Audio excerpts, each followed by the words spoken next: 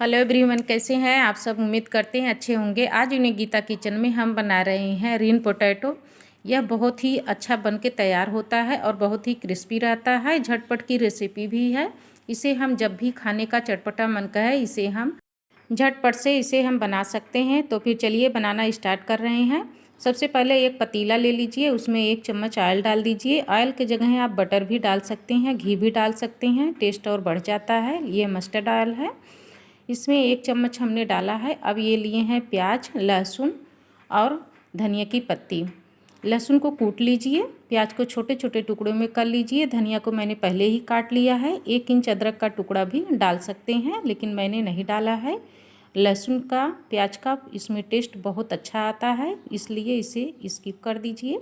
अदरक नहीं डालेंगे तो भी बहुत अच्छा बन के तैयार होगा।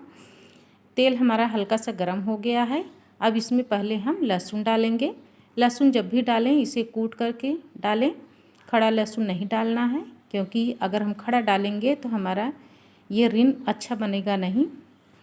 इसको डालने के बाद हल्का सा यह पक जाए, उसके बाद प्याज डालेंगे। बहुत ज़्यादा नहीं पकाना है, बस यह सॉफ्ट और नरम हो जाए ताकि हमें बेलने में आसानी रहे और फ्लेवर बढ़िया से इसमें आ जाए। यह थोड़ा सा पक गया है, इसे हम 1 मिनट के लिए और पकाएंगे। यह बहुत अच्छे से पक गया। अब इसमें प्याज ऐड कर दीजिए। जितना हमारा बैटर रहेगा उसी हिसाब से हम लहसुन प्याज ऐड करेंगे, बहुत ज़्यादा नहीं। 2 उबली हुई आलू है, उसमें 1 बड़ी प्याज है और 4-5 लहसुन की कलियां कूट करके मैंने डाला है। प्याज को भी ज़्यादा पकाना नहीं है, बस हल्का सा यह पक जाए, सॉफ्ट और नरम हो जाए ताकि हमें बेलने में कोई दिक्कत ना हो। और यह अच्छे से पक गया है, बस इसे इसी तरह से पकाना है। बहुत ज़्यादा ऑयल भी नहीं लगता है इसमें, और मसाला तो बिल्कुल नहीं डालना है। इसे आप देख रहे हैं, यह पक गया। अब इसमें नमक ऐड कर दीजिए। नमक अपने रिकॉर्डिंग के अनुसार कम या ज़्यादा कर सकते हैं। इसे डालने के बाद भी हल्का सा हम इसे मिला लेंगे। उसके बाद 1 बड़े चम्मच कॉर्नफ्लोर डाल दीजिए।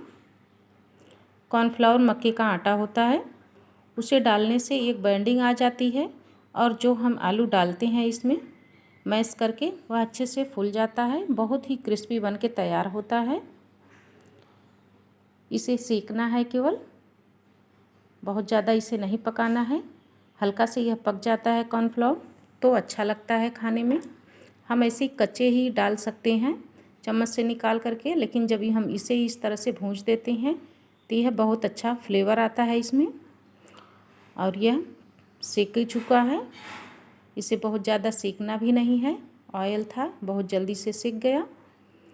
अब 2 उबली आलू है, इसे इसमें मैश कर दीजिए। ये मैश करने के लिए गिलास ले लीजिए, उससे मैश कर दीजिए या कलछल से मैश कर दीजिए। या गैस पर ही जब हम मैश करते हैं तो गैस हल्का हल्का गर्म रहता है, क्योंकि मीडियम आंच अभी चल रहा है। इसको इस तरह से जब हम मैश कर देते हैं तो यह आलू भी अच्छे से सिक जाती है। हल्का फुल्का जो मॉइस्चर रहता है वो भी निकल जाता है। कॉर्नफ्लोर हमने डाला है इसीलिए जो आलू में मॉइस्चर रहे यह अच्छे से अब्जॉर्ब कर ले। इसके बाद हम धनिया की पत्ती ऐड कर रहे हैं। धनिया की पत्ती के जगह हरी प्याज डाल दीजिए, उससे भी अच्छा फ्लेवर आता है। और इस समय धनिया की पत्ती है, प्याज नहीं था, इसलिए मैंने नहीं डाला। हल्का सा इसमें हल्दी भी ऐड कर सकते हैं, हल्दी ऑप्शनल है, आप डाल सकते हैं या फिर स्किप कर दीजिए। बिना हल्दी का भी अच्छा लगता है, केवल हल्की से कलर के लिए हल्दी डाला गया है इसमें। और बिना कलर का बनाएं तो बिना हल्दी का भी बना सकते हैं, लेकिन यह दोनों तरह से बहुत अच्छा बन के तैयार होता है। इसकी ख़ास बात यह है, जब हम कॉर्नफ्लोर इसमें डाल देते हैं और घी या बटर से अच्छे से भूंज लेते हैं तो यह बहुत अच्छे से इसमें एक खुशबू आने लगती है और यह बहुत अच्छा खाने में भी लगता है, बहुत ही क्रिस्पी रहता है।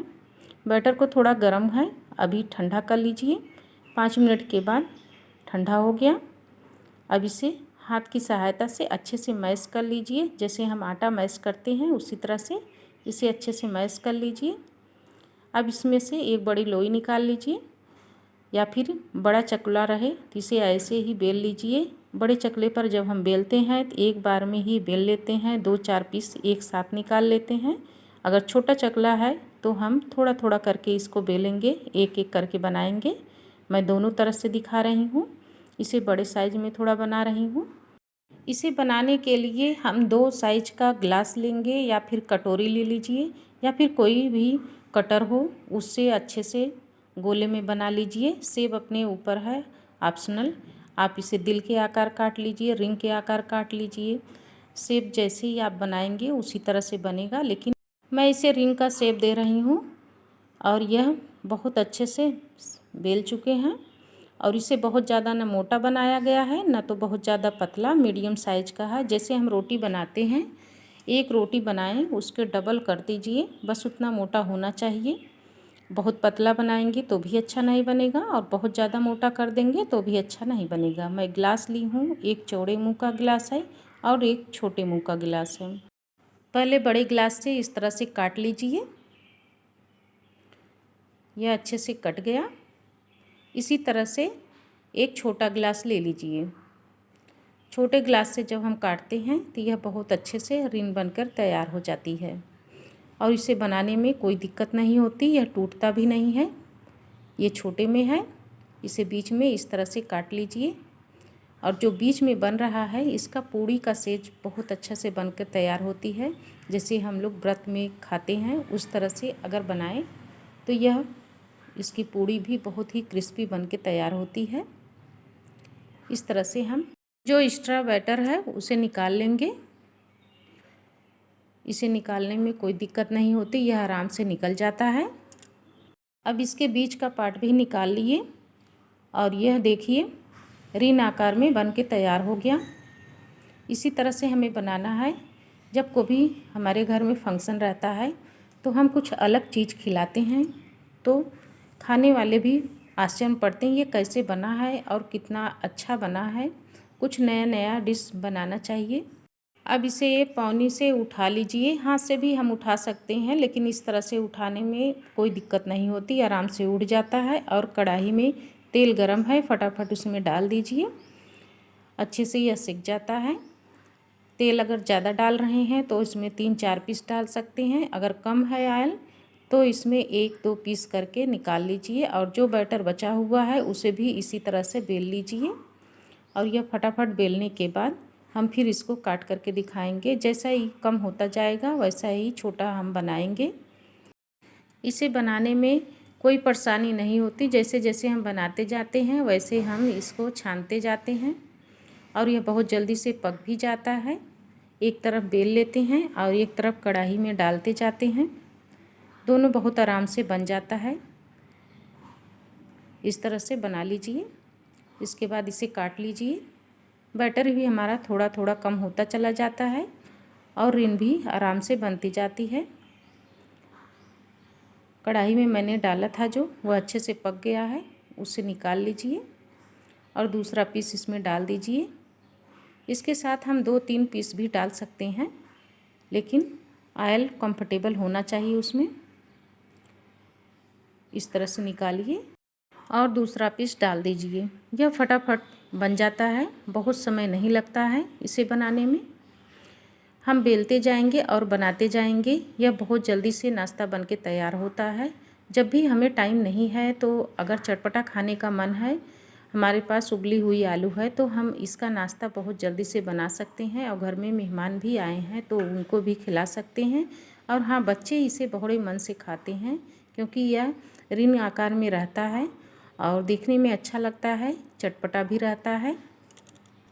सारे रिंग छानने के बाद मैं दिखा रही हूँ यह कितना बढ़िया बन के तैयार हुआ है इस तरह से, और बहुत ही क्रिस्पी बना हुआ है।